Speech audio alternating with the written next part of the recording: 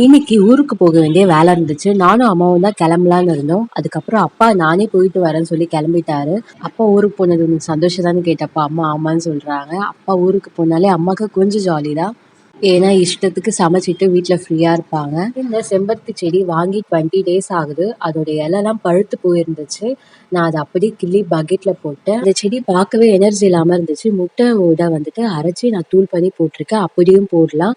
1 week அப்புறம் எப்படி இருக்குன்னு பார்க்கலாம். அதுக்கப்புறம் எங்க அப்பா ஊருக்கு போனதுனால எங்க அம்மா எதுவுமே சமைக்கல. லைட்டா பசி எடுத்தது. அதனால 2 முட்டை உடைச்சு ஊத்தி அதில் வெங்காயம், தக்காளி, பச்சை மிளகாய் போட்டு மிக்ஸ் பண்ணிட்டு அதை ஆம்லேட் போட்டு நான் சாப்பிட்டேன். அதோட டேஸ்ட் ஓகேவா தான் இருந்துச்சு. ஆனா வயிறு நல்லா ஃபில்லிங் ஆச்சு.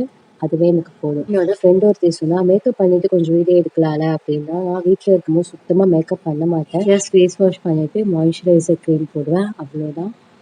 இதே நான் போட்டிருக்க ட்ரெஸ் மீஷோல தான் வாங்கினேன். சம்மருக்கு செம்மையா இருக்கும், பியூர் காட்டன்.